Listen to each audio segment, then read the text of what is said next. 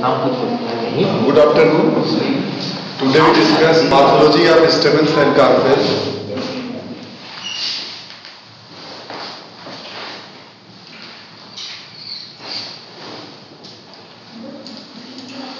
The flower is a modified vegetative shoot.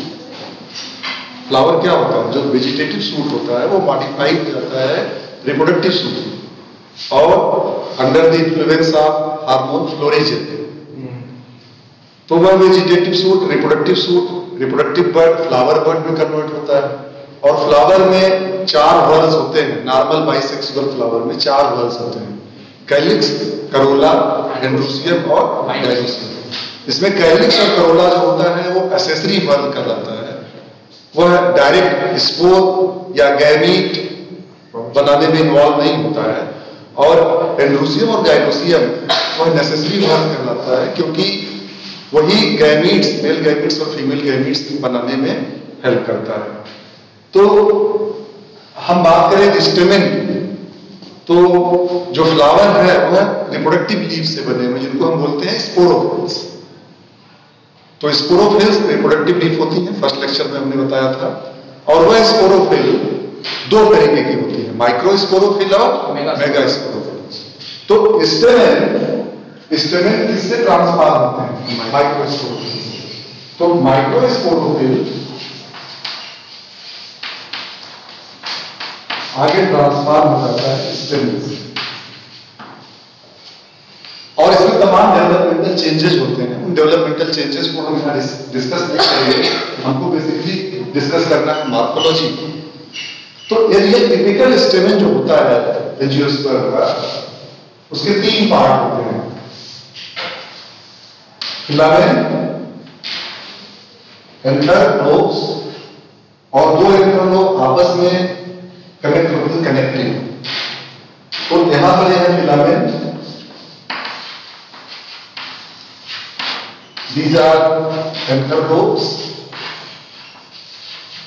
और ये connecting.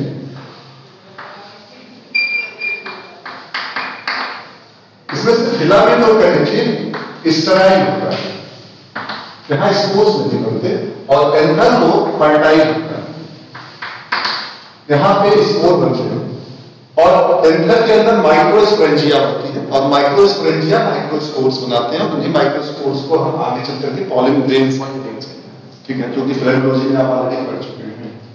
अब एंथर की या स्टेमेन की मॉर्फोलॉजी यदि हम करें देखें तो एंथर के आधार पे 2 तरीके के स्टेमेन्स होते हैं। एक बोले जाते हैं मोनोथीकस और दूसरा होता है डाइथीकस। मोनोथीकस और डाइथीकस। मोनोथीकस स्टेमेन्स में सिंगल थीका या सिंगल एंथर लोब्स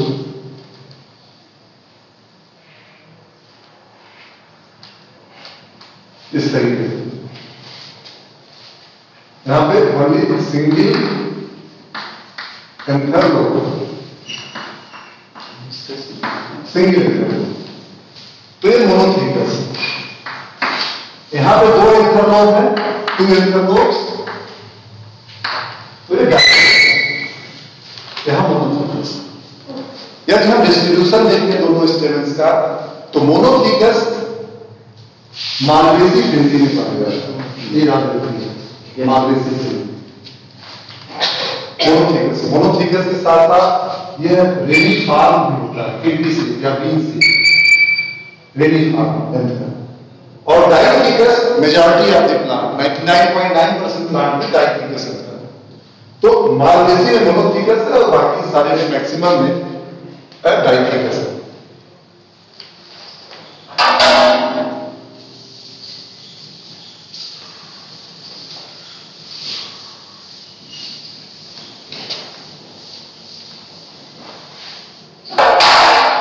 इसके अलावा एंथर में कुछ पर्टिकुलर प्लांट में स्पेशल स्ट्रक्चर्स भी बनते हैं जो वेरिएशन है, कुछ हम उसको बताते हैं।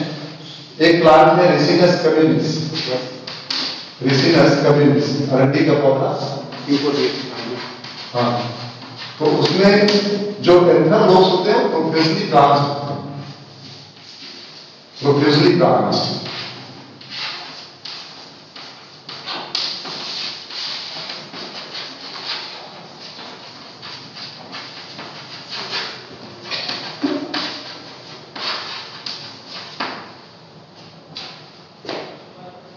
This is the status of euphorbiaceae.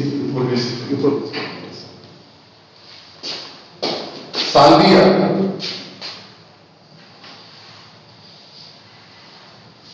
Salvia में जो एंथर लोब होते हैं, एक स्टेराइल और एक फर्टाइल और laterally elongated connective, on laterally elongated connective. यहां पर देखिए कनेक्टिव जो है वह laterally elongated, laterally elongated,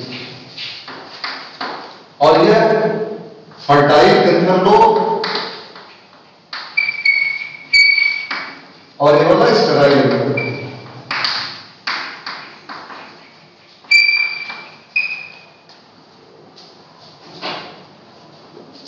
Salvia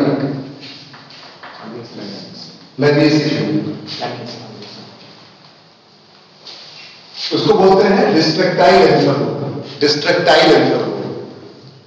और यह हेल्प करता है pollination by liver mechanism, pollination by liver mechanism. जो बच्चे झूला झूलते हैं, एक लीवर होता है, बीच में एक पोल होता है। कोई बच्चा इधर बैठता है, वेट ज्यादा है, पुश करेगा तो इधर झुक जाएगा, इधर बैठ के पुश करता है तो इधर झुक जाएगा, लीवर मैकेनिज्म। तो उसके फ्लावर के स्ट्रक्चर में फ्लाई एंटर करती है, तो जब इधर बैठती है तो ये चीज ऊपर की तरफ शिफ्ट होता है और स्टिग्मा को टच करता है इस तरीके से, तो वो पॉलिनेशन होता है बाय लीवर मैकेनिज्म। तो उसमें हेल्प करता है। फिलामेंट का जो लेंथ होता है, फिलामेंट का लेंथ यदि जितने भी स्टेमेन हैं सारे का लेंथ एक जैसा है तो उसको हम बोलेंगे आइसोस्टेरिनस। आइसोस्टेरिनस, आइसोस्टेरिनस का मतलब जो फिलामेंट का लेंथ है या स्टेमेन की जो हाइट है, सारे स्टेमेन की जो हाइट है वह सेम है। और यदि मेजॉरिटी ऑफ प्लांट में आइसोस्टेरिनस ही होता है, लेकिन यदि स्टेमेन की हाइट, स्टेमेन की हाइट किसके ऊपर डिपेंड करेगा? फिलामेंट पे।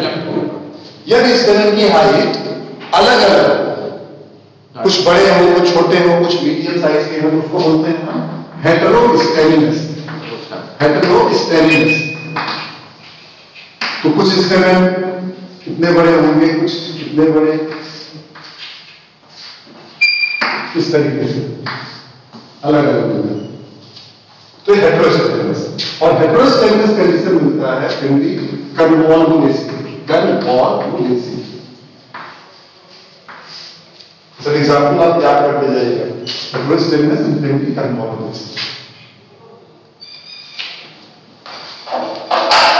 इसके अलावा स्टेमिन की लेंथ के हिसाब से दो कैटेगरी और हैं। कौन कौन?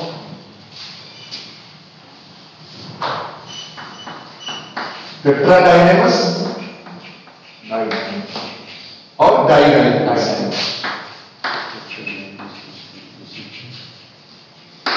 टेट्राडाइनेमस कंडीशन में दो स्टेमेन छोटे हाइट के होते हैं और चार स्टेमेन बड़े हाइट के होते हैं।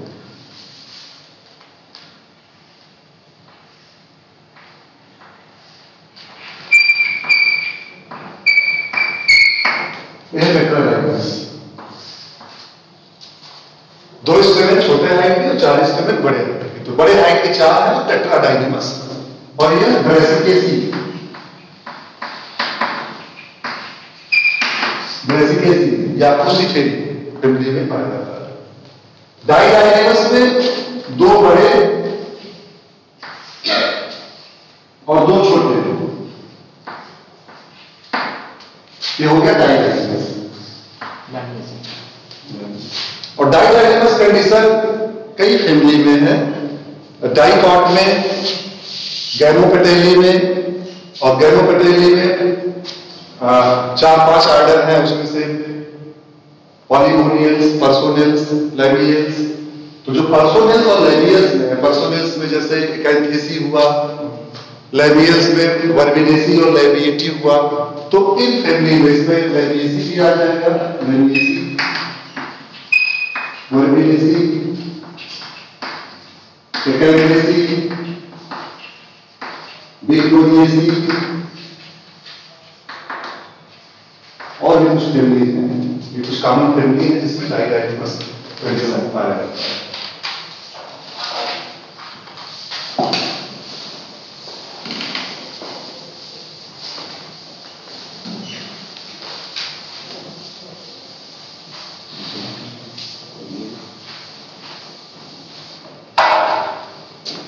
अब स्टेमिन का हम देखते हैं कोहेसन।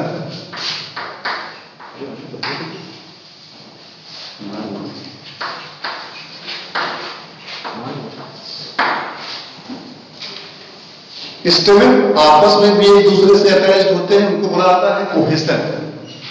और स्टेमिन अदर फ्लोरल पार्ट से भी अटैच होते हैं, जिनको बोला जाता है एडहेसन।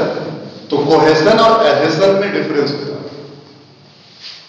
आप लोग फिजिक्स में पढ़े होंगे cohesive forces and adhesive forces surface tension में। सिमिलर मॉलिक्यूल में हो फोर्स तो कोहेसिव, डिफरेंट मॉलिक्यूल इन्वॉल्व हो तो एडहेसिव। तो स्टेमेन यदि किसी फ्लावर में 4 स्टेमेन हो, 5 स्टेमेन हो या 10 हो और वह आपस में जुड़े हुए, खुद स्टेमेन आपस में जुड़े हुए, तो क्या कहना है? कोहेसन। तो हम देखते हैं कोहेसन कितने प्रकार का होता है, उसके ऊपर क्या क्या टेक्निकल टर्म्स होते हैं। पहला टेक्निकल टर्म्स आता है, उसको कहते हैं पॉलीएंड्रस। पॉलीएंड्रस, पॉलीएंड्रस का मतलब होता है all stamens are free, all stamens are free, there is no cohesion. यानी फ्लावर में 4 होंगे, 5 होंगे, 8 होंगे, 10 होंगे, जितने भी स्टेमेन होंगे सारे के सारे स्टेमेन फ्री होंगे, उनका आपस में कोई अटैचमेंट नहीं होगा। इसके अलावा बोलते हैं मोनोअडल्फस। मोनोअडल्फस यहां पे all stamens are united in one bunch. सारे के सारे स्टेमेन्स आपस में जुड़े हुए होंगे एक बंच में। तो इस कंडीशन को बोलते हैं मोनोअडल्फस। और मोनोअडल्फस कंडीशन कुछ फैमिलीज में मिलता है, उसमें से एक कॉमन है मालवेसी। मालवेसी जैसे गुड़हल है, गुड़हल का फ्लावर, उसमें स्टेमिनल ट्यूब होता है जो फूल के बाहर निकला रहता है, और उसी स्टेमिनल ट्यूब पे सारे के सारे स्टेमिन एक दूसरे से अटैच्ड होते हैं।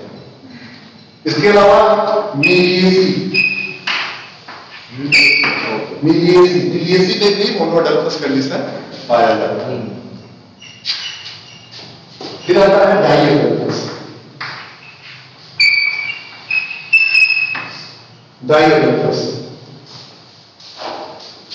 डाइएडल्फस में स्टेमेन्स 2 बंच में होते हैं, कुछ इस तरीके से।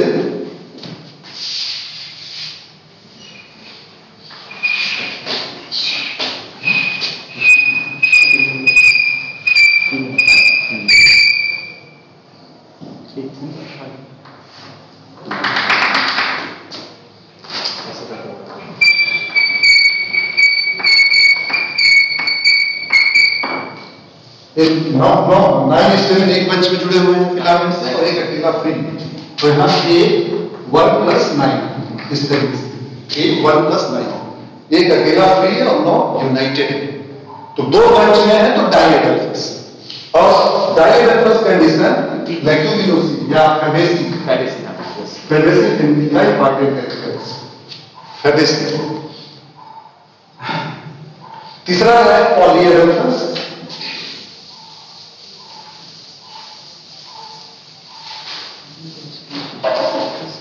पॉलीएडल्फस में 2 से ज्यादा बंच होते हैं।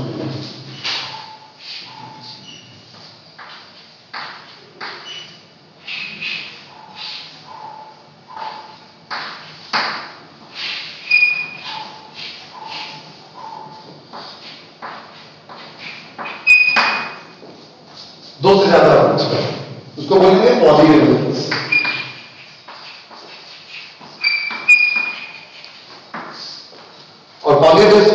पाया जाता है साइट्रस में,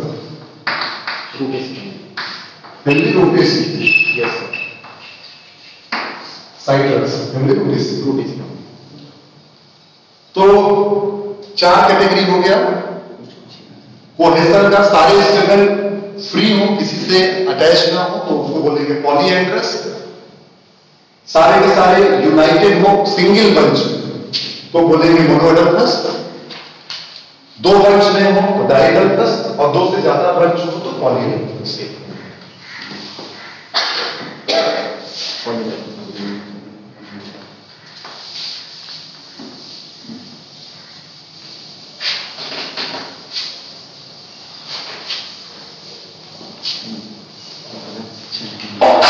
स्टेमेन का कोहेजन में ये हो गया एडल्टी,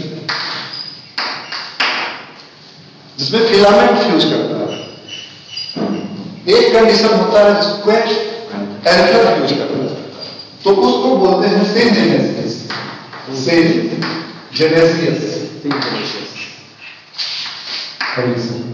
अभी हमने जो भी डायग्राम बनाया था सब में फिलामेंट्स फ्यूज किया था, यहां पे एंथर फ्यूज करता है। इस तरीके से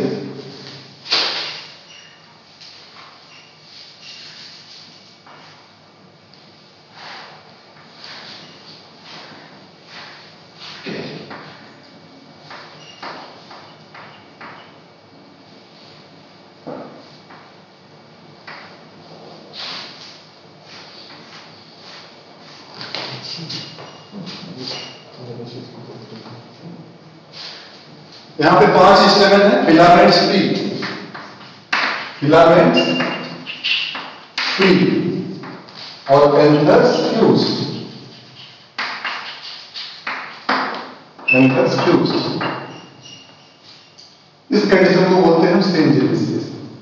और सिनजेनेसिस कंडीशन कहां पे मिलता है?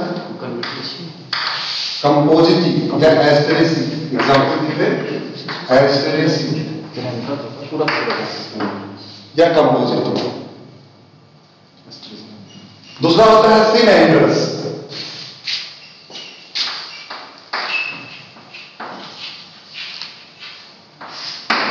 सिनएंड्रस कंडीशन में फिलामेंट और एंथर दोनों आपस में फ्यूज होते हैं।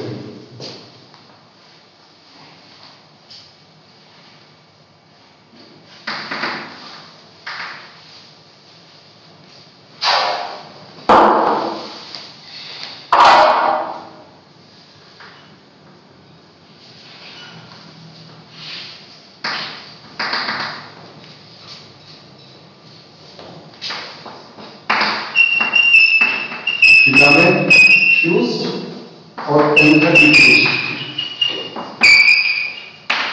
दोनों। और ये होता है कुकरविटिस। कुकरविटिस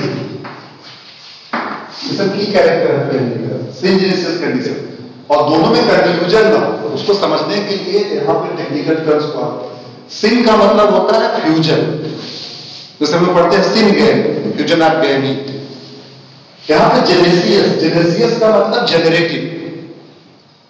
और स्टेमेन का जनरेटिव पार्ट कौन सा होता है? फिलामेंट की एंथर। तो सिन जेनेसियस, जेनेसियस का मतलब जनरेटिव। तो यदि जनरेटिव पार्ट मतलब एंथर फ्यूज करे और फिलामेंट फ्री हो तो टेक्निकल टर्म क्या यूज होगा? सिन जेनेसियस। यहां पर है सिन एंड्रस। एंड्रस का मतलब कंप्लीट स्टेमेन, सारे स्टेमेन आपस में फ्यूज हो तो उसको बोलते हैं सिन एंड्रस। एंड्रूसियम पूरा का पूरा एंड्रूसियम जितने भी स्टेमेन है 5 है 3 है तो सारे के सारे फिलामेंट और सब फ्यूज हो गए। तो सिन जेनेसिस और सिन एंड्रस दोनों को कंफ्यूजन नहीं होना चाहिए, ये टेक्निकल टर्म से याद रखना।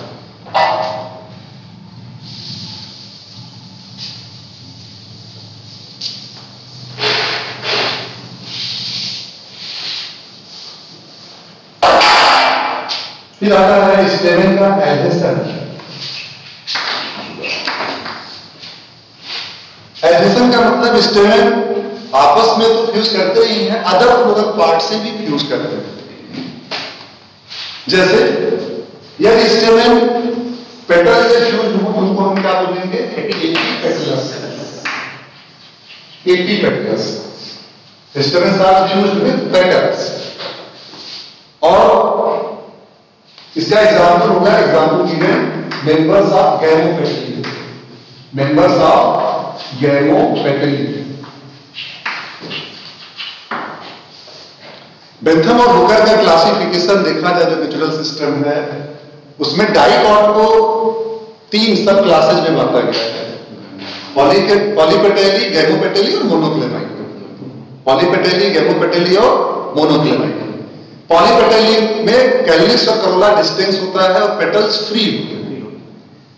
पॉली का मतलब मेनी भी होता है, पॉली का मतलब फ्री भी होता है, पेटल्स फ्री। तो यदि किसी प्लांट को हम देखें फील्ड में, डाइकॉट आप पहचान जाएंगे वेरिएशन देख करके, कॉर्डिनेट गिन करके। फ्लावर में मेरस मतलब टेट्रामेरस हो या पेंटामेरस हो, 4 या 5 सेपल पेटल है तो डाइकॉट हो गया। अब उसमें वो गैमोपेटेली का होगा कि पॉलीपेटेली का होगा कि मोनोक्लेमाइडी का होगा। तो यदि कैलिक्स और करोला डिस्टिंक्ट हो तो ये पॉलीपेटेली के होंगे या गैमोपेटेली के होंगे। और यदि कैलिक्स और करोला डिस्टिंक्ट ना हो, बहुत सारे फ्लावर ऐसे दिखते हो लगते नहीं फूल, तो उसमें पेरियंथ होगा, हो सकता है पेरियंथ भी ना हो। तो पॉलीपेटली में पेटल्स फ्री हो, तो ऐसे फूल जिनमें पेटल्स अलग अलग हो, आपस में जुड़े ना हो, उनको पॉलीपेटली में रखा जाता है। और ऐसे फ्लावर्स जिसमें पेटल्स आपस में फ्यूज्ड, उनको हम गैमोपेटली में रखते हैं। और जितने भी गैमोपेटली के मेंबर हैं, गैमोपेटली में फिर आगे चल करके 3 सीरीज है, इनफेरी, हेटेरोमेरी और बाइकार्पेलिटी। इनफेरी, हेटेरोमेरी और बाइकार्पेलिटी 3 सीरीज है। इनमें फिर अलग अलग ऑर्डर है और फिर फैमिलीज है। तो पूरे के पूरे गैमोपेटली में यदि गैमोपेटलस कंडीशन है तो स्टेमन का कंडीशन हमेशा क्या होगा, एपिपेटलस। यह एक फार्मूला याद होना चाहिए टैक्सोनॉमी में, आइडेंटिफिकेशन में, कि यदि वो गैमोपेटलस फ्लावर होगा तो स्टेमन हमेशा पेटल के ऊपर जुड़ा हुआ होगा। कुकुरबिटेसी फॉर एग्जांपल, कुकुरबिटेसी इसमें एपिपेटलस नहीं होता लेकिन गैमोपेटलस करोला होता है। कुकुरबिटेसी के फ्लावर आपको देखे होंगे, कुकुरबिटा का, मैक्सिमा का, कद्दू का फूल, मेल फ्लावर अलग होता है, फीमेल फ्लावर अलग होता है। बहुत लोग मेल फ्लावर का पकौड़ा वगैरह भी खाते हैं बना करके, खिला हुआ पकौड़े वाला मौसम भी आता है। तो उसमें देखा जाए कि सिनेंड्रस कंडीशन होता है, हमने बनाया था सिनेंड्रस। तो मेल फ्लावर में सारे के सारे स्टेमन सेंटर में होते हैं और पेटल की संख्या 5 होती है, आपस में फ्यूज होते हैं। तो बेंथम और हुकर ने कुकुरबिटेसी को क्लासिफिकेशन में पॉलीपेटली के साथ रखा है, जबकि करोला इसमें गैमोपेटलस होता है। नहीं बात समझ रहा?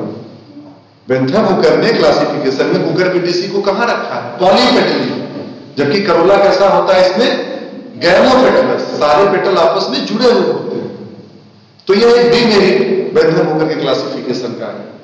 लेकिन जो बेंथम और हुकर के सपोर्टर हैं, उनका क्या कहना है कि जो ट्रूली गैमोपेटलस प्लांट होंगे उसमें स्टेमन भी कैसे होंगे, एपिपेटलस। और चूंकि कुकुरबिटेसी में गैमोपेटलस तो करोला जरूर है लेकिन स्टेमन एपिपेटलस नहीं है, इस नाते उसको वहां रखा गया है। और रीजनिंग वाला क्वेश्चन भी आता है। तो ये चीज एपिपेटलस।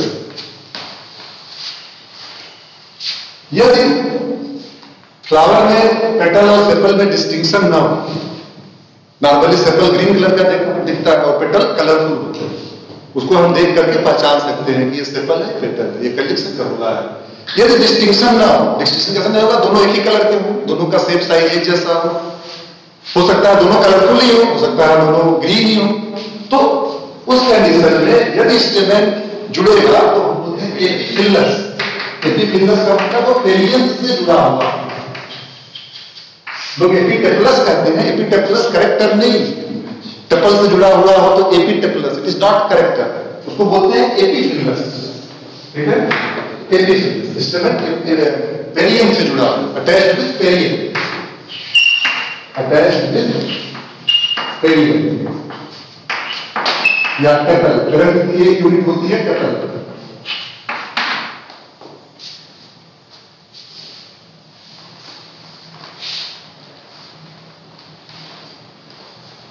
यदि स्टेमन गाइनोसियम से जुड़ा हुआ, किससे जुड़ा हुआ वो? गाइनोसियम से। उसको क्या बोलेंगे? गाइनेंड्रस। और गाइनेंड्रस में दो कंडीशन है, एक है गाइनोस्टीजियम और दूसरा है गाइनोस्टीनियम। गाइनोस्टीजियम में जो स्टेमेंस होंगे या एंड्रोजियम होगा वह attached with stigma, attached with stigma, और पॉलिनिया के रूप में प्रेजेंट होगा, present in the form of पॉलिनिया।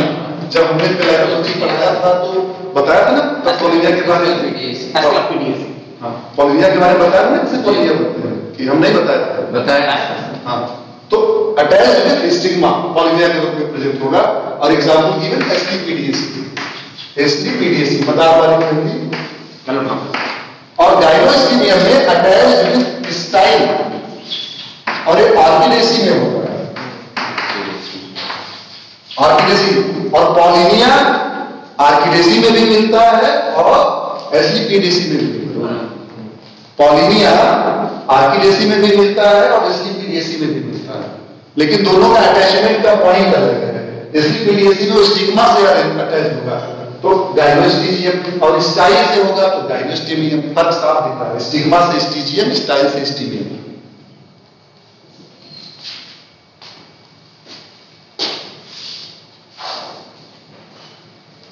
तो ये है कंपैरेटिव मॉर्फोलॉजी ऑफ स्टेमेंस। अब हम आते हैं कार्पेल।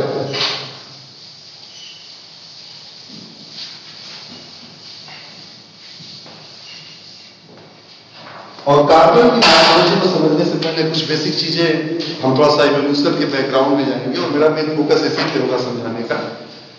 स्टेमेन तो नॉर्मली स्टूडेंट्स समझ जाते हैं, जो मुश्किल चीज होता है इसमें कार्पेल को समझना, प्रेजेंटेशन को समझना, और कार्पेल क्या है, गाइनोसियम क्या है, इस चीज को समझना। इस चीज को ध्यान से फोकस करके समझिए। ये माना जाता है कि एंजियोस्पर्म की उत्पत्ति जिम्नोस्पर्म लाइक एंसेस्टर से हुआ है, लेकिन क्लियर कट नहीं। जिम्नोस्पर्म की ओरिजिन की जो हाइपोथेसिस है, कोई कहता है कि टेरिडोफाइट से बने हैं, कोई कहता है कि जिम्नोस्पर्म से बने हैं, कोई कहता है ब्रायोफाइट से बने हैं, कोई कहता है green algae ancestor of angiosperm. और क्यों क्लियर कट प्रूफ नहीं है? क्योंकि फॉसिल रिकॉर्ड जो होता है एंजियोस्पर्म का वह पुअर। टेरिडोफाइट और जिम्नोस्पर्म के फॉसिल रिकॉर्ड्स काफी मिलते हैं। ये माना जाता है कि जो मिसोजोइक एरा था, मिसोजोइक एरा में 3 पीरियड, ट्राइएसिक, जुरेसिक और क्रिटेशियस। ठीक, तो मिसोजोइक में टेरिडोफाइट की डाइवर्सिटी डिक्लाइनिंग थी और जिम्नोस्पर्म की डाइवर्सिटी इंक्रीज कर रही थी। यदि हम जियोलॉजिकल टाइम स्केल में जाएं तो मिसोजोइक एरा में टेरिडोफाइट की डाइवर्सिटी कम होती जा रही थी और जिम्नोस्पर्म की डाइवर्सिटी बढ़ रही थी। और एंजियोस्पर्म की उत्पत्ति डायनासोर का जो पीरियड है, ट्राइएसिक के बाद क्या है ना, जुरासिक, वहां उस पीरियड से एंजियोस्पर्म के प्रिमिटिव फॉसिल मिले। और ट्राइएसिक पीरियड के बाद जो रिवोल्यूशन हुआ, कुल 4 रिवोल्यूशन हुए, और जब रिवोल्यूशन होता है तो एक एरा दूसरे एरा में चेंज होता है। उस रिवोल्यूशन में होता क्या है, बहुत बड़ी उथल पुथल होती है, जियोलॉजिकल चेंजेज होते हैं।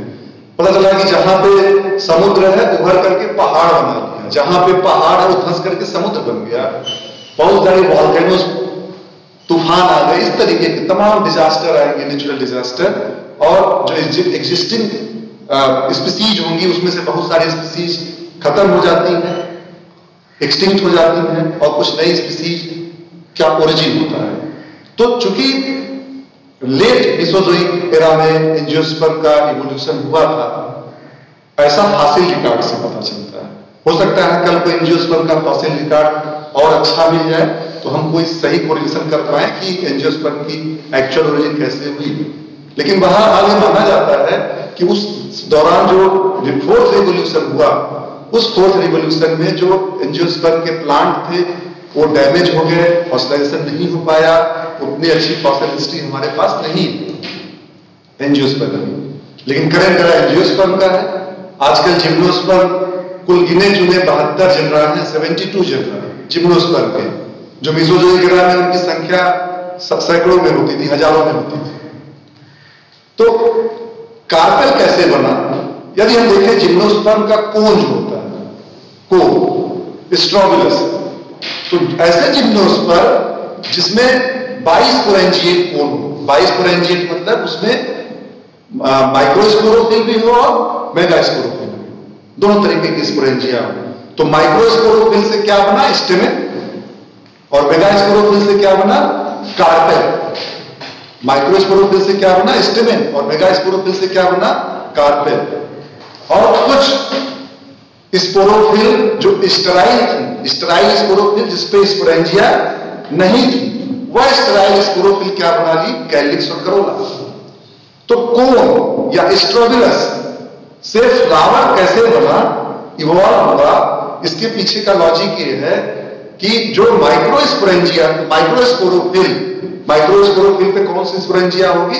माइक्रोस्पोरेंजिया। वह क्या बनाए? स्टेमेन। और मेगास्पोरोफिल पे क्या होगी? मेगास्पोरेंजिया। वो क्या बनाए? कार्पेल। और जो स्टेराइल स्पोरोफिल थे, जिसके ऊपर ना माइक्रोस्पोरेंजिया थी ना मेगास्पोरेंजिया, वो क्या बना ली? कैलिक्स और करोला। बेसिक फोकस हमारा होना चाहिए कार्पेल के ऊपर। तो हम आते हैं, कुछ हमने पेपर का कटिंग करके समझाने के लिए लगाया है। आप लोग एक साइकस का एग्जाम्पल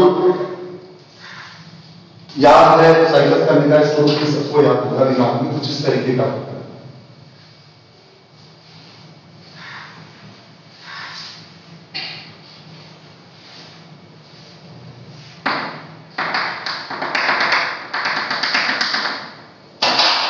ऐसे ही होता है ना? गलत नहीं होना है? मेगास्पोरोफिल साइकस, ये ovule, naked ovule, ovule are naked. Gymnosperm और एंजियोस्पर्म में क्या बेसिक डिफरेंस है? हाँ, angio is covered, gymno is naked, स्पर्मा में सीड। सीड किससे बना? ओव्यूल से।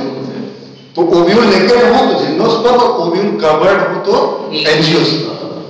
तो यहां पे बेचारे ओव्यूल नंगे थे, वो कैसे घर के अंदर आ गए? यहां पे कहलाएगा मेगास्पोरोफिल। क्या कहलाएगा? मेगास्पोरोफिल।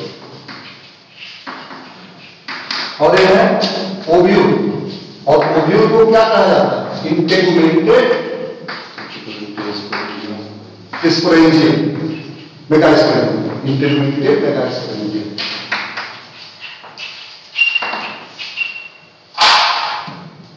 यदि मेगास्पोरेंजियम के चारों तरफ इंटेगुमेंट आ गए तब उसका नाम क्या होगा? ओव्यूल।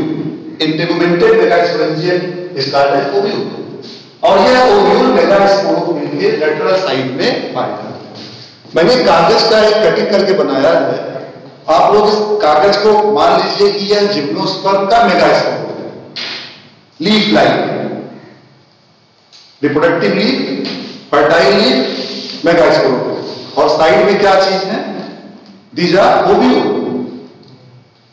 जब यह ओव्यूल नेकेड, अब इस चीज को ध्यान से देखिए पेपर को, जब यह मेगास्पोरोफिल फोल्ड करती है, फोल्डिंग को दिखाना है, फोल्डिंग इस तरीके से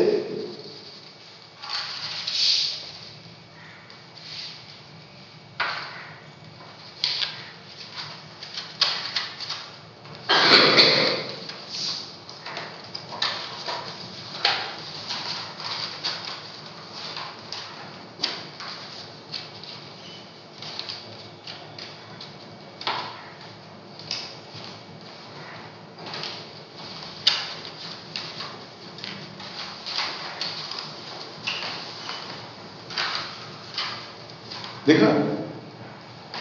तो जो मार्जिन, ये वाली मार्जिन और ये वाली मार्जिन आपस में जाकर के फ्यूज करते हैं, और जो मेगास्पोरोफिल ओपन थी वो क्लोज्ड।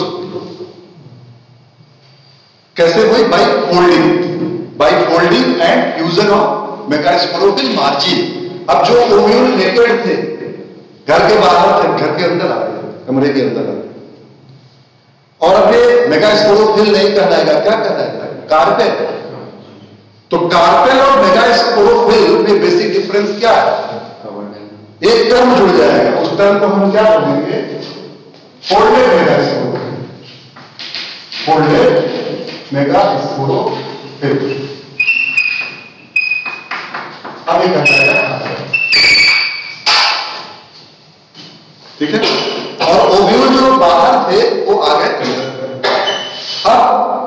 जो ये मेगास्पोरोफिल की वॉल है, आप लोग समझने में ज्यादा ध्यान लगाइए हमारे ख्याल से। जो ये मेगास्पोरोफिल की वॉल है, अब वो ओवरी वॉल में कन्वर्ट हो गई।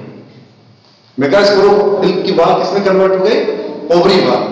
और दोनों मार्जिन, यहां पे दोनों मार्जिन जो आपस में फ्यूज हुई थी, तो उस पे ओव्यूल लगे हुए हैं, प्लेसेंटा वहां पे है, तो ऐसे प्लेसेंटा को हम क्या बोलते हैं? मार्जिनल। क्या बोलते हैं? Marginal placenta. क्यों? क्योंकि अब ओव्यूल मेगास्पोरोफिल के फ्यूज्ड मार्जिन पे अटैच्ड, प्लेसेंटा वहां पे है मार्जिनल। तो ऐसा ही मार्जिनल प्लेसेंटा आजकल मार्केट में है। ठीक है।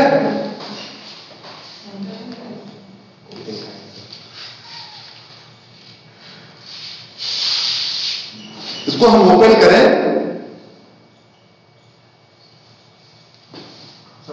ये दिख रहा है? यदि हम ओपन करें, हाँ, जैसा हमारा पेपर का कटिंग था, मटर की फली दिख रही है?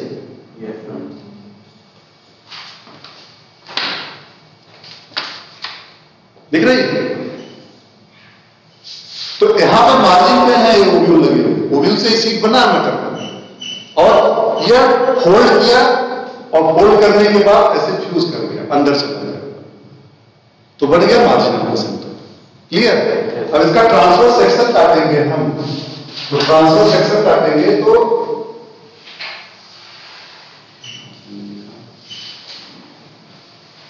यह ओवरी वॉल, ये इधर की मार्जिन इधर की मार्जिन आपस में फ्यूज कर, यहां पे प्लेसेंटा आया, और इस प्लेसेंटा के ऊपर लगा हुआ है एक मार्जिनल प्लेसेंटा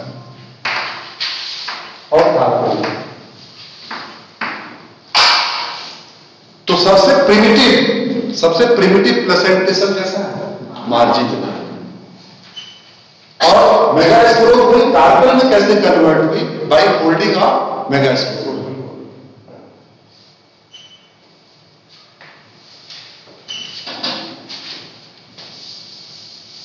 अब हम कहते हैं गाइनोसियम। गाइनोसियम और कार्पेल में डिफरेंस क्या है? गाइनोसियम एक कलेक्टिव टर्म है, एक कलेक्टिव टर्म, जैसे हम एंड्रोसियम और स्टेमेन। एंड्रोसियम में रिप्रोडक्टिव पार्ट्स को बोलते हैं, फ्लावर में एंड्रोसियम, और उसकी एक यूनिट कहलाती है स्टेमेन। वैसे फीमेल रिप्रोडक्टिव पार्ट को हम कहते हैं गाइनोसियम। और गाइनोसियम फ्लावर में एक कार्पेल का भी बना हो सकता है, एक कार्पेल का गाइनोसियम बना होगा तो हम कहेंगे गाइनोसियम मोनोकार्पेल, दो कार्पेल का बना होगा तो कहेंगे बाई कार्पेल, तीन कार्पेल का बना होगा तो ट्राई कार्पेल, इसी तरीके से मल्टी कार्पेल। ठीक है? तो गाइनोसियम और कार्पेल में डिफरेंस है कि गाइनोसियम एक कलेक्टिव टर्म है, फीमेल रिप्रोडक्टिव पार्ट को गाइनोसियम से रिप्रेजेंट करते हैं, और उस गाइनोसियम में तीन पार्ट होता है। नीचे का जो पार्ट होता है उसको हम बोलते हैं ओवरी, नीचे का पार्ट होता है जो स्वेलन होता है उसको बोलते हैं ओवरी, बीच का जो नैरो सिलेंड्रिकल पार्ट होता है उसको बोलते हैं स्टाइल, और ऊपर का जो रिसेप्टिव पोर्शन होता है उसको बोलते हैं स्टिग्मा। ठीक है? तो एक ओवरी, एक स्टाइल और एक स्टिग्मा।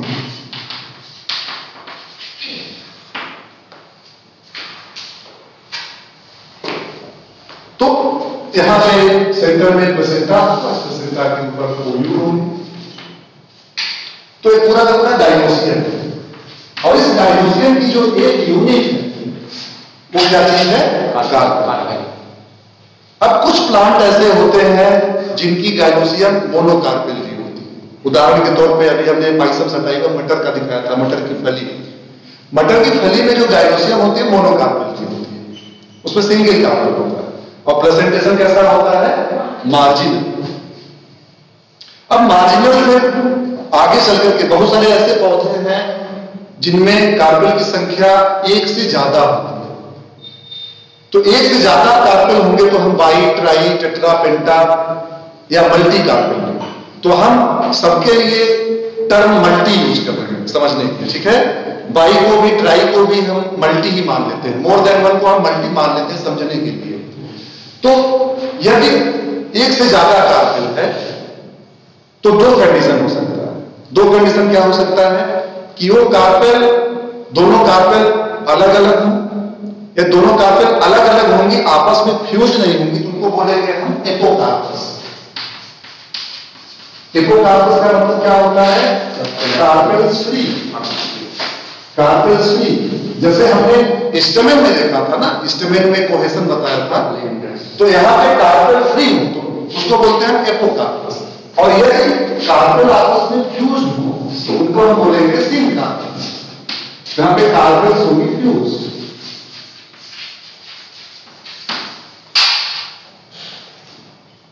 तो यदि मोनोकार्पेल कंडीशन है तो फ्री और फ्यूज का मतलब होता ही नहीं, ठीक है। अब मान लीजिए दो कार्पेल हो, हम यहां पे दो मेगास्पोरोफिल या दो कार्पेल हम समझाने की कोशिश करते हैं। ये वाली कार्पेल मेगास्पोरोफिल ऐसे कर करके फ्यूज की, एक कार्पेल बनाई, दूसरी वाली फ्यूज की, दूसरी कार्पेल बनाई, और दोनों थैलेमस के ऊपर अलग है, दोनों थैलेमस के ऊपर अलग है, लेकिन आपस में इनका फ्यूजन नहीं है, दोनों अलग अलग है थैलेमस, कोई फ्यूजन इनका नहीं। तो यहां पर हम क्या कहेंगे? बाइकार्पेलरी एपोकार्पस कहेंगे कि बाइकार्पेलरी सिनकार्पस कहेंगे? बाइकार्पेलरी एपोकार्पस, इनका आपस में कोई फ्यूजन नहीं है। तो एपोकार्पस होंगे तो इस कार्पेल का भी हम सेक्शन काटेंगे तो प्लेसेंटा कैसा आएगा? और इसका भी काटेंगे तो कैसा आएगा? मार्जिनल। तो यही बात एपोकार्पस की, समझ में आई? अब हम बात करते हैं सिनकार्पस। यही दोनों कार्पेल आपस में इस तरीके से फोल्ड, यहां पर हमने मार्जिन पे ओब्यूल नहीं बनाया है काट करके, क्योंकि फोल्ड करके मॉडल बनाने में बड़ा दिक्कत होता है। आप लोग इमेजिन करिएगा कि यहां पे ओब्यूल ऑलरेडी लगे हुए हैं, ठीक। यह दो कार्पेल हैं, दोनों के मार्जिन पे ओब्यूल लगे हुए हैं, यह दोनों आपस में फोल्ड कर रही है, फोल्ड करने के बाद इस तरीके से फ्यूज कर रही है, इस तरीके से फ्यूज कर रही है। अब दो कार्पेल हैं और दोनों आपस में जुड़ गए। अब ये एपोकार्पस है कि सिनकार्पस? सिनकार्पस। अब इस ओवरी को हम क्या कहेंगे? बाइकार्पस, सिनकार्पस। पहले वाला कंडीशन था बाइकार्पेलरी एपोकार्पस, प्लेसेंटा कैसा था? मार्जिनल, पहले वाला। यहां पर क्या होगा? बाइकार्पेलरी सिनकार्पस। अब सिनकार्पस, यहां पे जो अंदर एक चैम्बर बना है उसको हम बोलते हैं लॉक्यूल। क्या बोलते हैं? लॉक्यूल। कितने लॉक्यूल दिख रहे हैं? सिंगल लॉक्यूल, तो उसको बोलेंगे यूनिलॉक्यूल। अब क्या टर्मिनोलॉजी हो गई? बाइकार्पेलरी, दो कार्पेल हैं आपस में जुड़े हुए हैं, सिनकार्पस, और अंदर एक चैम्बर है तो यूनिलॉक्यूल। अब प्लेसेंटा दो जगह, कहां पर? ये नीचे की तरफ जहां दो कार्पेल फ्यूज्ड हैं, और एक ऊपर की तरफ जहां दो कार्पेल फ्यूज्ड हैं, और दोनों जगह ओव्यूल लगे हुए हैं, ठीक है। और ऐसे प्लेसेंटा को हम क्या बोलते हैं? पेराइटल। याद आया? तो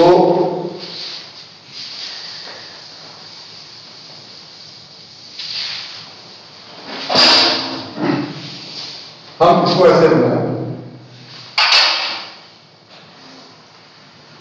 यह एक कार्पेल और यह दूसरी कार्पेल, यहां पे फ्यूज किया, ठीक। ये ओवरी के टीएस में पता चलेगा जब ओवरी का टीएस काटेंगे, ठीक।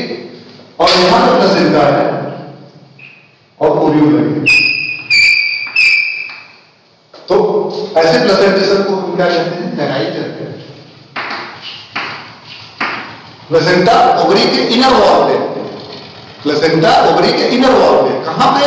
जहां पे दो कार्पेल आपस में फ्यूज की। अब ये बाइकार्पेलरी है तो प्लेसेंटा दो जगह दिखेगा। अब किसी में यदि तीन जगह प्लेसेंटा दिखे इस तरीके से,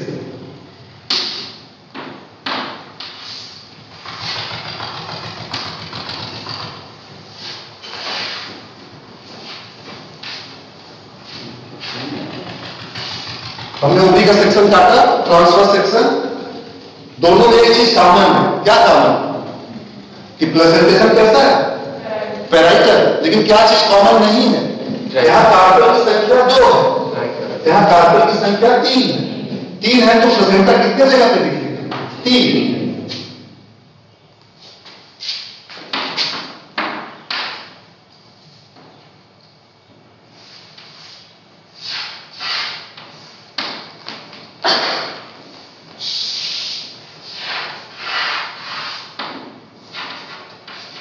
इसमें कितने कार्बन है? मिलके बताइए कितने हैं? 5। 1 2 3 4 5। और यदि प्लेसेंटा कैसा है? पेराइट है। तो मार्जिनल के बाद दूसरा प्लेसेंटा बना इवोल्यूशन की हिस्ट्री में वो क्या है? पेराइट है। और हम यदि आप लोगों को कल को टीचर बनेंगे पीएचडी करने के बाद, बच्चों को प्लेसेंटेशन और कार्पेल को समझाना हो, तो यहां पर देखिए ओवरी में एक ही चैम्बर दिख रही है। बहुत सारे लोग चैम्बर गिनते हैं, कितने चैम्बर है? यहां पर एक चैम्बर है, एक कार्पेल। ऐसा नहीं, यहां पर भी एक चैम्बर है लेकिन यहां पर एक कार्पेल है। यहां पर एक चैम्बर है, यूनिलॉक्युलर है लेकिन बाई कार्पेल नहीं है। यहां पर भी यूनिलॉक्युलर है लेकिन ट्राई कार्पेल नहीं है। यहां पर भी यूनिलॉक्युलर है लेकिन पेंटा कार्पेल नहीं है, 5 कार्पेल है। और प्लेसेंटेशन कैसा है? पेराइटल। और पेराइटल प्लेसेंटेशन बेंथम और हुकर के क्लासिफिकेशन में, पॉलीपेटाइली में, थैलेमोइड सीरीज में एक आर्डर है पेराइटल्स। यस, यदि याद रहा होगा यार तो पेराइटल्स। और पेराइटल्स आर्डर में 3 फैमिली हैं। कौन कौन? पेराइटल्स आर्डर में 3 फैमिली हैं। कौन कौन?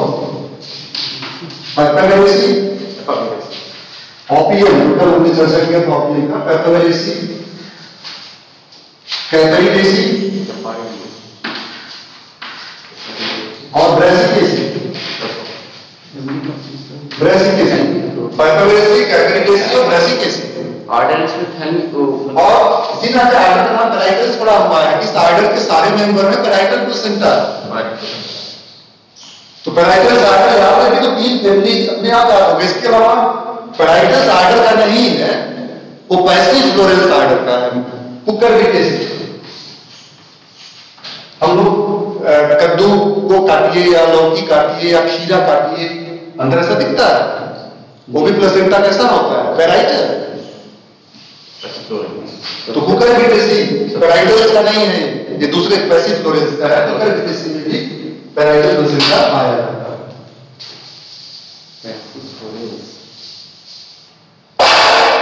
फिर अब हमारे हाथ में फिर ध्यान दीजिए आप लोग, हम 2 ही कार्पेल लेकर के समझा रहे हैं क्योंकि 2 से ज्यादा हमारे लिए संभव नहीं है हाथ से कर पाना।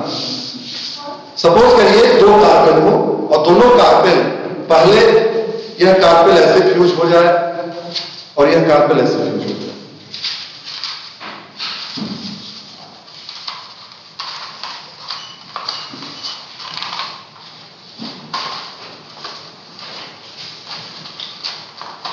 और फ्यूज होने के बाद इसका जो फ्यूज्ड मार्जिन है पहले कार्पेल का और दूसरा फ्यूज्ड मार्जिन वो आपस में जुड़ जाए और एक सेंट्रल एक्सिस बनेगी।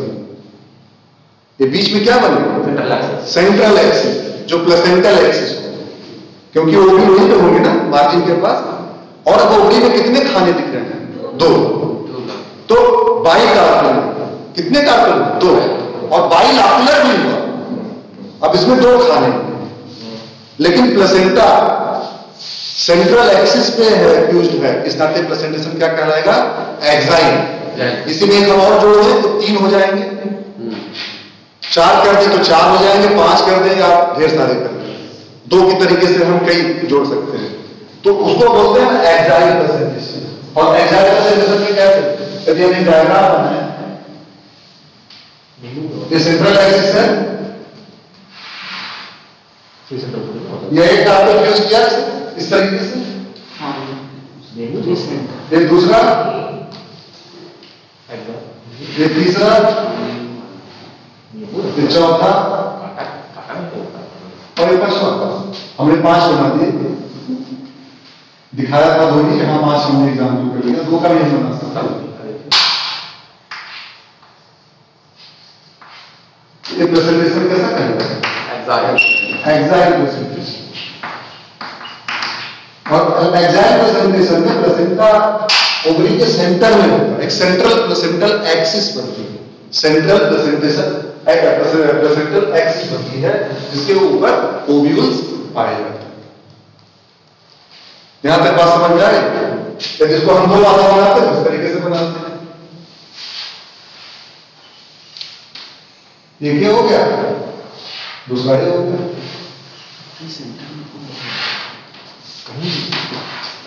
खाली नीचे होता है। ये बाइलैक्युलर तो केवल एक्साइल प्रेजेंटेशन ऐसा है जिसमें लॉक्यूल गिन करके हम कार्पेल बता सकते हैं।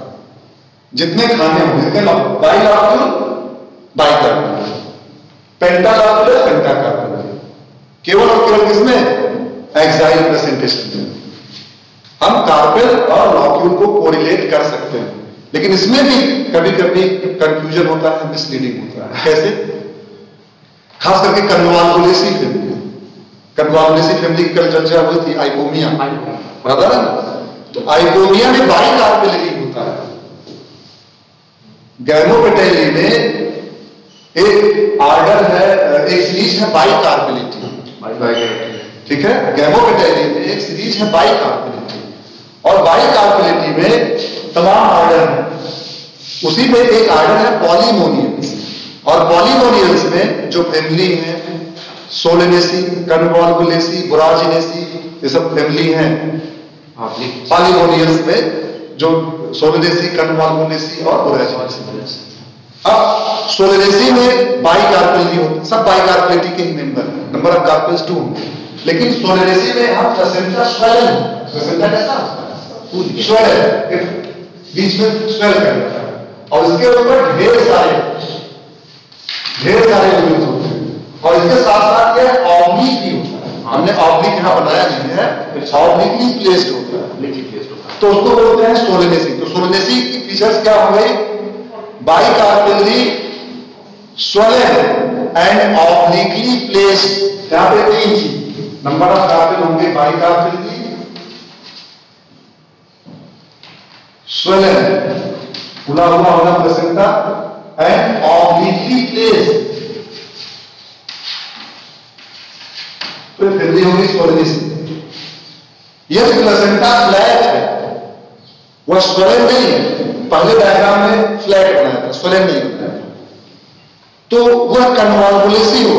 तो कन्वाल्वुलेसी और सोलेनेसी दोनों फैमिली एक ही आर्डर की है, पॉलीमोनियल्स। और उनमें भी आप लोगों से कहा जाए कि ओवरी का सेक्शन काट के आप अंतर कर दो कि कौन कन्वाल्वुलेसी है कौन सोलेनेसी है, तो जिसमें स्वेलन प्लेसेंटा दिखाई देगा, ढेर सारे ओव्यूल दिखाई देंगे, वह सोलेनेसी। जिसमें फ्लैट प्लेसेंटा दिखाई देगा और लिमिटेड नंबर ऑफ ओव्यूल्स दिखाई देंगे, वह कन्वाल्वुलेसी। और कन्वाल्वुलेसी में कभी कभी जैसे कन्वाल्वुलेसी का हम बनाए तो इस तरीके से फ्लैट प्लेसेंटा, बाद में पार्टीशन हो जाता है, और जो बाइलैक्युलर होती है वो टेट्रालैक्युलर में कन्वर्ट होती है। शुरू में बाइलैक्युलर होता है लेकिन बाद में टेट्रालैक्युलर। तो उसको जब हम डिफाइन करते हैं तो ओवरी में कहेंगे बाइलैक्युलर, बाइकार्पेल, बट टेट्रालैक्युलर विथ एज। फर्टिलाइजेशन के बाद जब ओवरी मैच्योर करती है तो उसमें एक्स्ट्रा पार्टीशन आ जाता है और लॉक्यूल की संख्या 2 से 4 हो जाती है। लेकिन यह सारे event after post pollination, post fertilisation changes में आते हैं। यदि अनफर्टिलाइज्ड ओवरी को देखें तो वहां पे केवल 2 ही लॉक्यूल होंगे, लेकिन फर्टिलाइज्ड ओवरी को देखें तो वहां पे 4 लॉक्यूल होंगे। तो फिर यहां पे मिसलीडिंग हो जाएगा। इस नाते कभी भी आप लोग लॉक्यूल को कार्पेल से कभी कोरिलेट नहीं करिएगा, थोड़ा बहुत एक्साइल हो जाता है। तो देखिए मार्जिनल से बना पेराइटल और पेराइटल से बना एक्साइल, और एक्साइल प्रेजेंटेशन बहुत सारी फैमिली में, तो जो कम फैमिली में पाया जाता है उसका एग्जांपल आप लोग याद करें तो बाकी वैसे ही याद हो जाएगा। अब एक्साइल में हमने बताया सोलेनेसी, कन्वाल्वुलेसी, बोराजिनेसी, बहुत सारी फैमिली है, मेरिटेसी, तमाम। फिर तीसरा कंडीशन, अब इसी से डायग्राम से देखिए आगे चल करके, ये जो सेक्टर ओवरी से सेंट्रल प्लेसेंटल एक्सिस को जो डिवाइड करते हैं, यदि यह सेक्टर ग्रेजुअली डीजेनरेट कर जाए, ग्रेजुअली क्या कर जाए, डीजेनरेट कर जाए, तो अब ये हो गया ओवरी का भाव, ये हो गया central axis, placental central axis, और ओवरी की वक्त ये जो ट्रांसवर्स वॉल है डीजेनरेट करती है, तो प्लेसेंटा बीच में हैंग कर रहा, फ्री हो गया, और इसके ऊपर ओव्यूल लगे हुए। तो ऐसे प्रेजेंटेशन को हम क्या बोलते हैं? Free central. Free central.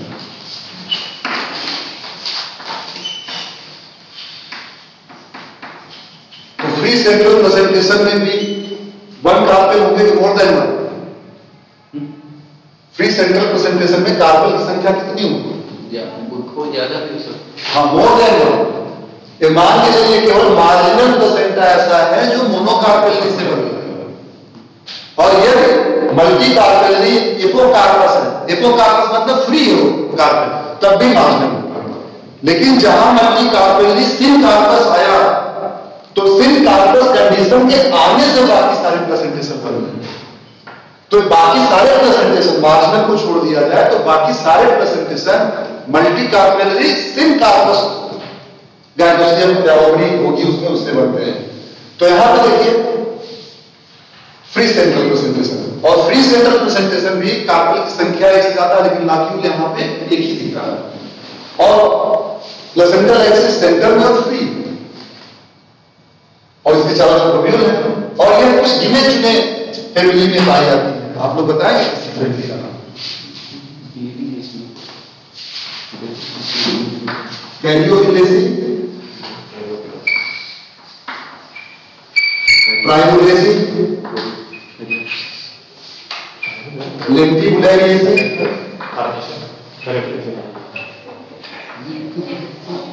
कैरियोलेसी, Primulaceae, Lentibulariaceae. Free central presentation. अब आगे समझने के लिए फिर यहां पे ध्यान दीजिए आप लोग, फ्री सेंट्रल प्रेजेंटेशन कैसा था? हम एक यहां पर एक कार्पेल मत मानिए, हम इस ओवरी को वॉल को दिखा रहे हैं, ठीक है? ये ओवरी की बात है, और ओवरी के वॉल में इस सेंटर में क्या है? हमारी कलम सेंटर में क्या है? Placental axis. ये ऐसे होगी ओवरी सीधी, ठीक है? तो ये जो कलम दिख रहा है ये क्या है? प्लेसेंटल एक्सिस, जो कि सेंटर में ओवरी के चैम्बर में फ्री, और इसी के ऊपर ओव्यूल्स लगे हुए हैं। अब आप इमेजिन करिए कि जो सेंटर में ये प्लेसेंटल एक्सिस है, यदि वह डीजेनरेट करती जाए, हाइट में डीजेनरेट करती जाए, हम पेन को अपने तरफ खींचते चले जा रहे हैं, खींचते चले जा रहे हैं, और वह जा करके बचे केवल बेस। कहां पे बचेगा? बेस। कैसे हुआ होगा? कुछ इस तरीके से। यदि हम, और उस प्रेजेंटेशन को समझने के लिए आप टीएस नहीं एलएस को देखना पड़ेगा ध्यान से, लॉन्गिट्यूडल सेक्शन। मान लीजिए इस तरीके का है फ्री सेंट्रल, प्लेसेंटल एक्सिस यहां तक फैला हुआ है। आगे वाले डायग्राम में हम यहां पे कर दिए, यहां से और छोटा हो गया, फिर आगे चले और छोटा हो गया, और आगे चले तो एकदम से बेस से आ गया प्लेसेंटा, और वहां पे सिंगल हो गई। तो यहां पे प्लेसेंटा कहां पे? बेस। और बेस कैसे है? ये प्लेसेंटल एक्सिस है, वह ग्रेजुअली रिड्यूस होता गया नीचे की तरफ रिड्यूस होता गया, और बेस पे आ गया, और यहां पे सिंगल ओव्यूल।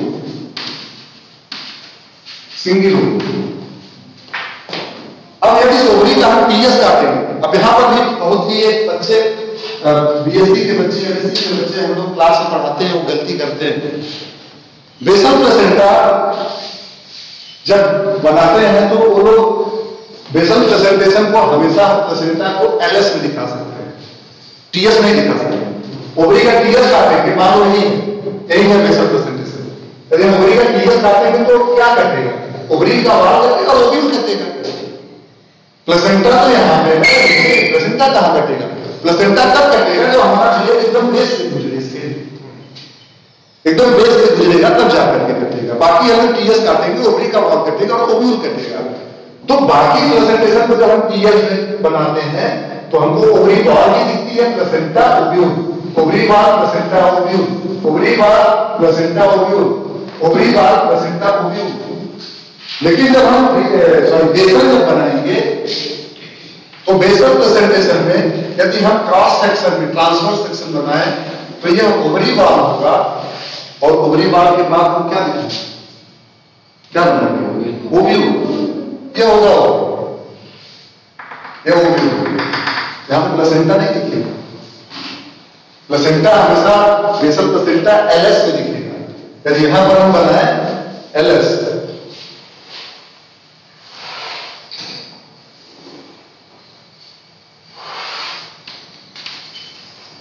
यहां पे बेसल प्लेसेंटा दिखेगा और इस पे ओव्यूल लगा होगा। तो यह एलएस हो गया, ये टीएस हो गया, और ये दोनों हो गया बेसल प्लेसेंटा।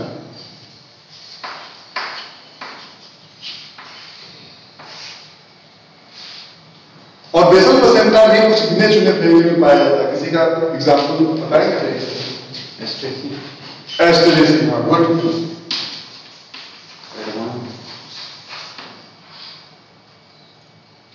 अमरंथ,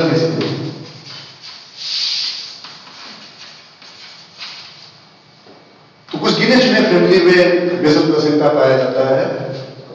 और बेसल प्लेसेंटा हमेशा बेस पे होगा और लॉन्गिट्यूडिनल सेक्शन में नहीं दिखेगा। तो हम देख सकते हैं कि किस तरीके से मेगास्पोरोफिल, जो जिम्नोस्पर्म की मेगास्पोरोफिल थी, वो फोल्ड की और मार्जिन उसकी फ्यूज की। तो मेगास्पोरोफिल से वो कार्पेल में कन्वर्ट हुई, और कार्पेल और मेगास्पोरोफिल में अनफोल्डेड होगी मेगास्पोरोफिल तो मेगास्पोरोफिल कहलाएगी, फोल्ड हो गई तो कार्पेल कहलाएगी। और फ्यूजन हुआ तो पहले मार्जिनल बना, मार्जिनल से पेराइटल, पेराइटल से एक्साइल, एक्साइल से प्री सेंट्रल और प्री सेंट्रल से बेसल। तो सबसे प्रिमिटिव प्रेजेंटेशन कैसा है, मार्जिनल, और सबसे एडवांस प्रेजेंटेशन कैसा है, बेसल। जो फाइलोजेनेटिक सिस्टम ऑफ क्लासिफिकेशन है, फाइलोजेनेटिक सिस्टम ऑफ क्लासिफिकेशन में कैरेक्टर्स को प्रिमिटिव और एडवांस माना जाता है, और उस हिसाब से क्लासिफाई किया जाता है, चाहे वो वेजिटेटिव कैरेक्टर हो चाहे वो फ्लोरल कैरेक्टर, और उसकी क्राइटेरिया अलग अलग है। तो प्रिमिटिव कैरेक्टर और एडवांस कैरेक्टर का मतलब क्या है, ऐसे कैरेक्टर जो एंसेस्टर में पाए जाते हैं वह कैरेक्टर क्या कहलाएगा, प्रिमिटिव कैरेक्टर। प्रिमिटिव कैरेक्टर मतलब एंसेस्ट्रल कैरेक्टर। जैसे बात नहीं, हम लोग ह्यूमन बींग्स हैं, हम लोग प्राइमेट से इवॉल्व, और प्राइमेट्स के बॉडी पे खूब ज्यादा हेयर होता ना हेयर, हम लोगों के शरीर पर भी हेयर है लेकिन पूरे बॉडी पे नहीं, सर पे है तो पूरे बॉडी पे नहीं है। लेकिन कुछ लोग होते हैं खास करके मेल्स में, उनका जब एडल्ट होते हैं तो उनके पूरे शरीर पे, हाथ पे, पूरे एब्डोमिनल कैविटी पे, पैर पे पूरा बाल होता है। तो एंसेस्ट्रल कैरेक्टर उनका एक्सप्रेस हो रहा है, आंटोजेनिक। हाँ, तो उसको क्या बोलते हैं, आंटोजेनिक एटाबेस। एटाबेस वो एंसेस्ट्रल कैरेक्टर दिख रहा है। अब जो हमारा कैनाइन टीथ है इंसाइजर के बगल में, ऐसे प्राइमेट्स जो कार्निवोरस होते हैं उनमें कैनाइन टीथ बड़ा होता है, ठीक है। हम लोगों में भी कैनाइन टीथ का जो एपेक्स है वो शार्प है, पॉइंटेड है, इंसाइजर फ्लैट है, उसका अलग अलग पर्पज है। कुछ लोग होते हैं और फिल्मों में दिखाया जाता है वैम्पायर वगैरह तो उनकी कैनाइन बड़ी सी होती है, जो भूतनी उतनी टाइप या भूत टाइप के होते हैं, खून चूसने का करते हैं तो एटाबेस मान गया होगा। तो हम ये क्या कहना चाहते हैं कि जो कैरेक्टर प्लांट में एंसेस्टर में पाया जाता है, यदि वह पौधे में है तो उसको बोलते हैं प्रिमिटिव कैरेक्टर, और जो कैरेक्टर एंसेस्टर में नहीं, आगे चल करके इवॉल्व करके नया कैरेक्टर विकसित हुआ, वो एंसेस्टर में नहीं था, उसको हम क्या बोलेंगे, एडवांस कैरेक्टर। तो प्रिमिटिव कैरेक्टर और एडवांस कैरेक्टर के आधार पे तो सब इसमें इन सारे प्रेजेंटेशन में कौन सबसे नजदीक है अपने एंसेस्टर के, मार्जिनल, और कौन सबसे दूर है, बेसल। तो ये एडवांस हुआ और सबसे प्रिमिटिव हुआ, इंटरमीडिएट डेवलपमेंटल टाइप है। तो प्लेसेंटा का इवोल्यूशनरी ट्रेंड कि कौन पहले बना, उसके बाद। और एक तीसरा आपको हम टेक्निकल चीज बताते हैं, कभी कभी बिना आप ओवरी का सेक्शन काटे बाहर से देख करके बता सकते हैं कि कितनी कार्बन, बाहर से देख करके। बहुत बड़ा ज्ञान आ गया ना। जैसे पहले के गुरु लोग होते थे, आंख बंद किया बता दिए सब क्या क्या होगा इसके अंदर। उनके पास कमंडल होता था, थोड़ा सा पानी निकाल करके ऐसे फेंकते थे, बैठ के सब कुछ देख लिया। 5G क्या और 100G हुआ करता। ठीक है, हम लोग उसी दिशा में जा रहे हैं, देखते हैं क्या होता है। लेकिन यदि हम फ्लावर को देखें तो कुछ फ्लावर्स ऐसे होते हैं जिनके स्टिग्मा में ब्रांचिंग होती है, सब में नहीं होता। यदि स्टिग्मा में ब्रांचिंग है या लोब है तो हमारे लिए वो बाहर का कैरेक्टर की हम बाहर से देख करके बिना ओवरी का सेक्शन काटे कार्पल बता सकते। यदि स्टिग्मा आगे स्टिग्मा जैसे यहां पे हम बनाते हैं कुछ डायग्राम ऐसे है, स्टिग्मा बाइफिन ऊपर की तरफ बाइफिन, इसमें कार्पल कितने होंगे? 2।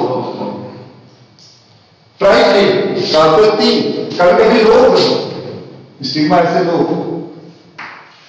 बाइलोब, ट्राइलोब। तो हम अब जैसे गुड़हल सब लोग देखें, हम सिंपल एग्जांपल लेते हैं कि जिसने सबको देखा, तो गुड़हल का जो स्टार जो स्टिग्मा निकला होता है उसमें कितने लोग होते हैं? 5। उसका सेक्शन काटो तो अंदर 5 खाने दिखेंगे, 5 घंटा काटते हैं। बात समझा ना? तो यदि बिना सेक्शन काटे भी हमको कार्पेल गिनने हैं तो हम स्टिग्मा को गिन ले, लेकिन शर्तें होनी चाहिए कि स्टिग्मा में ब्रांचिंग या लोबिंग हो। यदि ब्रांचिंग और लोबिंग नहीं है इसका मतलब नहीं कि हम कार्पेल हुआ, ये चीज नहीं, ये चीज बहुत सावधान होना है। तो इस तरीके से हमारे हमको उम्मीद है आप लोग कार्पेल का कंसेप्ट और प्लेसेंटेशन का कंसेप्ट समझ गए होंगे। सबसे ज्यादा प्लेसेंटेशन क्या एग्जैक्ट पाया जाता है? सबसे ज्यादा एग्जैक्ट, सबसे ज्यादा एग्जैक्ट होता है।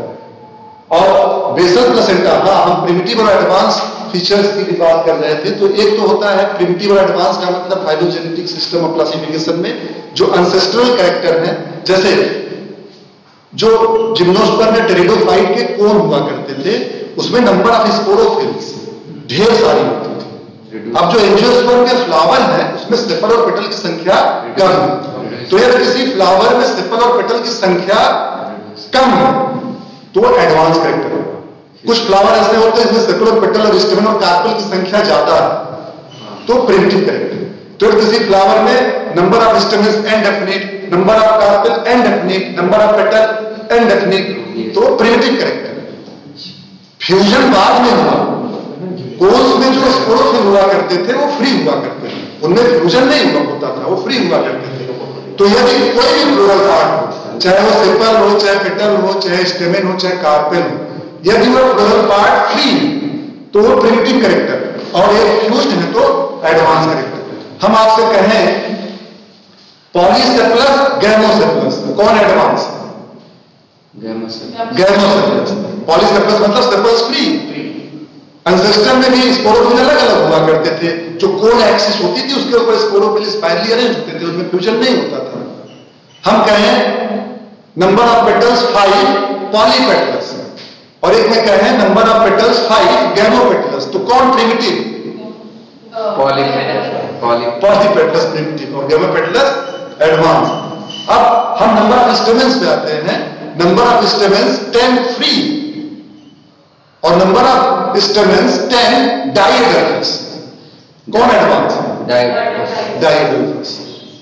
तो आपको यदि हम फ्लावर दे दें प्रैक्टिकल के लिए और हम कहें कि इसमें सेग्रीगेट करिए प्रिमिटिव और एडवांस वेक्टर के आधार पर, कर सकते हैं? प्लेसेंटा का क्राइटेरिया ये हो, किसी में ओवरी में इनडेफिनिट ओव्यूल और किसी के ओवरी में सिंगल ओव्यूल, कौन एडवांस करेगा? सिंगल। क्यों? एक से काम चला, एक से काम चला। इसका नेचर ने भी कहा है छोटा परिवार सुखी परिवार, नेचर भी कहता है छोटा परिवार सुखी परिवार। अभी हमें मटर की फली लाए थे, हम लोग मटर छिलते हैं तो सारे दाने क्या मजबूत मजबूत दिखते हैं, जिसमें 10 दाने लगे हुए हैं तो हो सकता है 7 या 8 मजबूत होगा, 1 या 2 या 3 एबॉर्टेड हो, मतलब फर्टिलाइजेशन तो हुआ लेकिन वो सीड में डेवलप नहीं हुआ।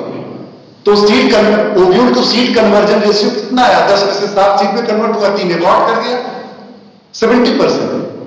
लेकिन अगर सिंगल ओव्यूल है फर्टिलाइजेशन होगा तो सीड में कन्वर्जन होना ही होना 100%, वहां पर कोई कंपटीशन नहीं है।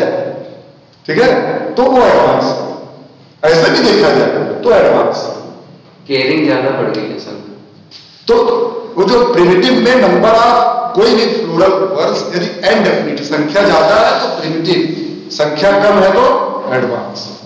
यदि फ्री है तो प्रिमिटिव, फ्यूज्ड है तो ये बात समझ में आ रही है? मोटा मोटा बता दिए जिस तरीके से हम प्रिमिटिव और एडवांस करते हैं। तो कंपोजिटी या एस्टरेसी को मोस्ट इवॉल्व फैमिली क्यों कहा जाता है? इसी नाते इसमें सारे कैरेक्टर एडवांस हैं। यदि हम कहें कि ट्री हैबिट एडवांस है कि हर्बेसियस हैबिट एडवांस है? हैबिट की बात करते हैं ट्री और हर्बेसियस, कौन सा एडवांस है?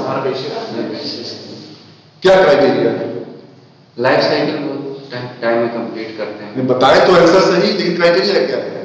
SIM criteria. जो एंसेस्ट्रल टाइप हो वो प्रिमिटिव, एंसेस्ट्रल टाइप हो क्या हो? प्रिमिटिव। और जो बाद में हुआ वो क्या हुआ? एडवांस। जिम्नोस्पर्म, अभी आप लोग हमने 72 जिम्नोस्पर्म का नाम लिया है जो लिविंग है आज की डेट में, उसमें एक का नाम है एफेड्रा। सुना है कि सुना है एफेड्रा। एफेड्रा एक स्पर्म, और बाकी कोई भी जिम्नोस्पर्म का नाम ले लीजिए आप, Pinus, Thuja, Cryptomeria, Araucaria, Taxus, Cephalotaxus, Picea, Abies, Cryptomeria, सारा नाम हमने ले लिया, बहुत सारे, ठीक है। नीटर, सारे पौधे जो है ये ट्री। विल्विशिया तो एक दूसरा चीज होता है, तो दो ही पत्ती का बना है, वो एक तीसरी कहानी हो गई। तो मैक्सिमम ट्री है। और टेरिडोफाइट भी, जब टेरिडोफाइट का जमाना था पैलियोजोइक एरा में, साइबेरियन पीरियड में टेरिडोफाइट की बात किए थे, आगे उनकी पॉपुलेशन और वेरिएशन डाइवर्सिटी बढ़ती गई। जो फॉसिल फ्यूल है, आज हम लोग कोल्स और पेट्रोलियम जो यूज कर रहे हैं माइनिंग करके, वो किनसे बना? टेरिडोफाइट और जिम्नोस्पर्म से। और वो ऊडी टेरिडोफाइट और जिम्नोस्पर्म हुआ करते थे। यानी कि ऊडी कैरेक्टर जो है वह एंसेस्टर से आया है। उसमें हर्बेसियस प्लांट काफी कम पाए जाते थे, मैक्सिमम प्लांट ऊडी हुआ करते थे जिम्नोस्पर्म। तो आज की डेट में एंजियोस्पर्म यदि विशालकाय दिख रहा है तो हम कहेंगे क्या एडवांस है? वो प्रिमिटिव कैरेक्टर है। प्रिमिटिव का मतलब वो एंसेस्ट्रल टाइप का हैबिट शो कर रहा है, और हर्बेसियस हैबिट बाद में बना तो एडवांस है। लेकिन सर फर्ड में जो ट्री फंड थे उनको एडवांस माना है। तो उम्मीद है आपको लेक्चर समझ में आया होगा। कोई क्वेरी? Thank you.